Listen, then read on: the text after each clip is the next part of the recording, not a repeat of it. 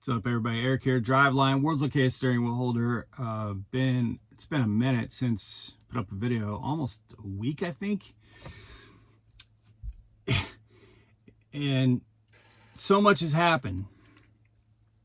Life just throws the curveballs at you, you know, and they're never pleasant to try and swing at, but they're 10 times worse, it seems, when you're a truck driver and you're out there not anywhere near home, and it's something that you just really have to kind of drop everything and figure out how to deal with. And that's what I've kind of gone through. That's what I went through last Friday. So first of all, for those of you who've been saying that fall is coming early this year, welcome to August.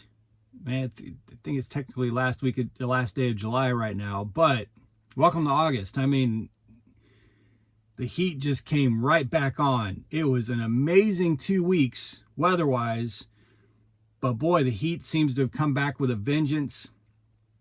And here we go. I never bought into that the heat was over and we were just going to get smooth sailing through August, man.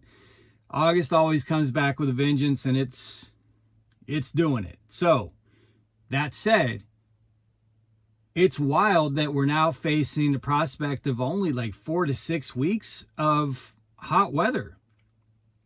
So I've designed a couple hoodies so that I can order my own hoodies for the winter. I'm already starting on winter beard. So I'm getting an early start this year because last year I started my winter beard in at the end of November. So by the time that mine grows a lot slower than a lot of people. So by the time that I actually had a full beard, it was already warming up. So I'm getting an early start on that. And just thinking, you know, I just want to be prepped for cold weather. Like I'm looking at bulk ordering anti-gel and things like that. So dealing with some of that stuff. Anyway, so yeah, when you're a truck driver and something comes up at home, it creates some mental turmoil because you could be 1,500 miles from home. And when an emergency situation is being described to you, it's not like, okay, well, I'll be right over, you know, or let me throw my pants on, you know, it's mental turmoil. And so my wife Jenna, which longtime subscribers will remember, used to team drive with me, and we started this channel together as a team truck, and then we started building our fleet together, and then we had a son together. For the past couple weeks, she's been kind of like going through this feeling like she's constantly coming down with a cold or a flu or something. And I mean, I remember her on multiple occasions mentioning it. And of course I thought it was just, you know, the lab created flu 2.0 or something like that, because it never really leaves you. You know what I'm saying? Like that, it just always seems to kind of haunt you a little bit. So I thought maybe it was something like that. I don't know, you know, but it didn't really pay that too much attention to it. And my wife has a extraordinarily high tolerance for pain. So she just powers through damn near everything. Like if she expresses extreme concern about herself, then it is extremely concerning, because there's not many instances that I can think of over the past decade with her that she's had that kind of a vibe. But Friday she had that vibe. Actually, it would have been, I think, Thursday evening. I think it was Thursday evening. She had that vibe for sure. And it was, I think I'm gonna have to go to the hospital type of vibe, you know. So so basically what was happening is her lymph nodes and everything in her neck were just getting extremely swollen. And she went to what she kind of was going to the conclusion of what it actually was and recalled that a couple weeks ago she had pulled a tick off of her head, and that tick had probably been there for a few days because it was hidden in her hair, a little tiny thing, so she kind of was feeling that spot, and it didn't heal up like a normal, like if you just pull a tick. Like I've was raised in the woods. I've grown up around ticks my whole life. Ticks, mosquitoes, chiggers, spiders, all that stuff my whole life. And of course down in San Antonio, you add the scorpions and all that kind of stuff. And it's never really fazed me, never think much about it. I recall throughout my life hearing about Lyme disease, tick-borne Lyme disease, but I've never known anybody with it. I've never known anybody who experienced it. I've never experienced it. Like to me, ticks are just extremely common occurrences, like just part of life. But she had some serious problems going on and was like, I think I need to go to the hospital. Fortunately, I was only about 500 miles away, and I was delivering a load, or I was delivering a load. This was Thursday. Actually, this was Thursday morning, because this conversation took place when I pulled out of that receiver. So I had just dropped and hooked, delivered a load, had an empty trailer, was pulling out of there, hadn't pulled up load choice yet. And she calls me, we have this conversation, and it was just immediately like, okay, I'm 500 miles away. Instead of trying to, if my wife is telling me she needs to go to the hospital, like, she needs to go to the hospital. If she thinks she needs to go to the hospital, knowing my wife and her tolerance for pain and sickness and all that stuff, if she thinks she needs to go to the hospital, she needs to go to the hospital. And I ain't going to mess around with getting reloaded or anything like that, or trying to get routed, or no, I'm going there right now.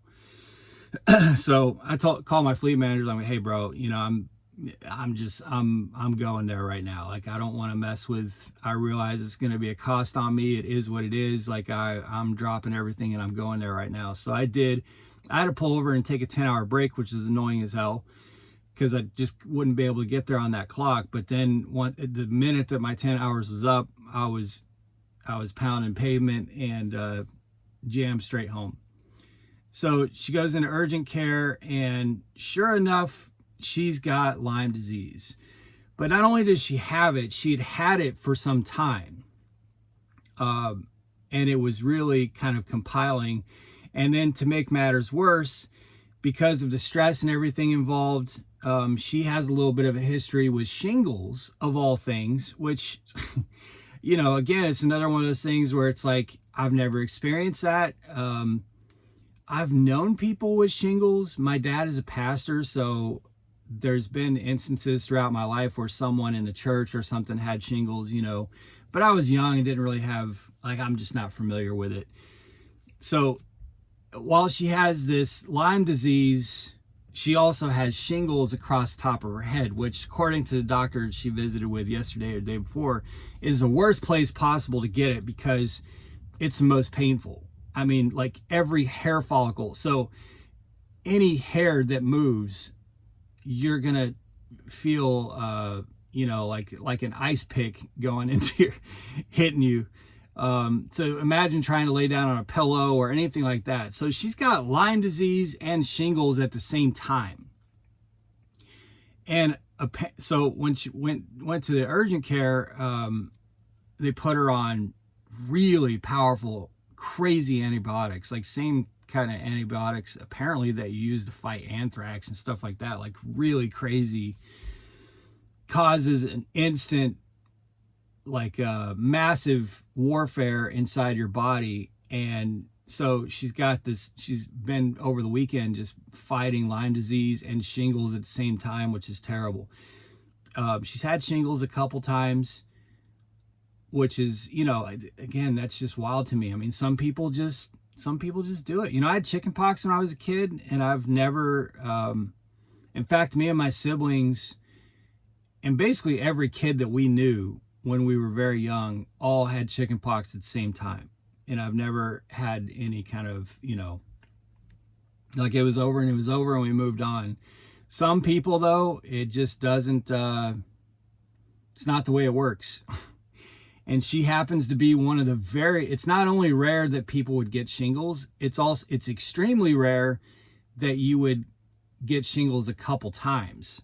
And she hasn't had it in a very long time, but just to get hit with it at the exact same time as Lyme disease has been just a double whammy. So yeah, man, it's crazy when you're out here on the road and stuff like this when you're out on the road and stuff like this happens. I mean, you just gotta, it's not fun. It's not fun. It's not fun to have to deal with. It's like I said, it's psychological turmoil, psychological warfare, because while you're out on the road that just anything can happen at any time. And it's not always going to be easy to react and deal with that. And it just, like, my trucks have all been in a great groove. And, fortunately I was able to get a load on the last pay period, so the damage will be minimal. But I was home a couple of weeks ago, so this is kind of really going to throw a wrench in things. But it is what it is. Like, you have to stop and deal with things like this. There's no choice in the matter, It does make me recall when I worked, I've mentioned it on YouTube before, when I worked at a pilot back in the 90s when I was in high school. I worked at a pilot and the Blue Beacon behind the pilot. And I remember in that pilot, they had a phone room at the time, and it had ashtrays, it had a cigarette machine and a phone card machine, and drivers would come in there and buy a pack of smokes and a couple phone cards, and they would all sit around had like this countertop all the way around the room with chairs and phones, and they would all just sit in there and smoke and call home. And that was their FaceTime, that was their update.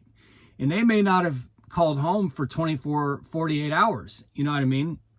So you were getting everything that's happened in the last 24 to 48 hours. There was no way for anyone from home to call you earlier to tell you about something. So you may have gotten a call, say 36 hours after, hey, I need to go to the hospital. So at least we're in a time where you can, in real time, pretty much instantaneously know that there's an emergency and can react to it. I can't imagine, like, it would have just been terrifying to get this call Saturday or something, because basically what the doctor told her is that if she didn't start the antibiotics when she did, which was already pretty damn late, it could have been catastrophic. It was like, we're talking about brain swelling and all kinds of other stuff. You know what I mean? Like, you cannot let it go unattended for too long. And she was right up against that. So if she had started the antibiotics like literally 2 days later, it could have been too late. So it's just wild, man, just wild. But anyway, I've got more videos to make. I wanted to do the reaction to the short that I told you guys about. That's what I planned on doing Friday, but I just got derailed from that. So I'm going to put that up, and I've got a couple more videos. So I'm getting back on track. I'll be rolling tonight. I still have to go. I've got to go get some things taken care of on the truck. I got a recall thing on the truck.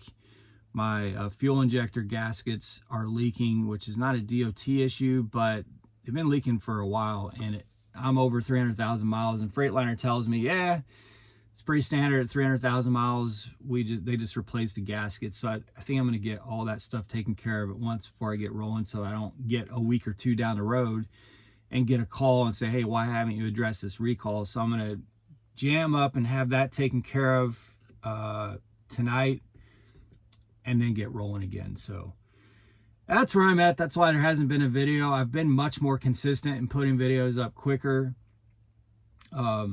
Trying for every other day or every 2 days at the most. And so, when I start getting messages of, hey, where are you at? Is everything okay? I just wanted to put an update and let y'all know what's going on.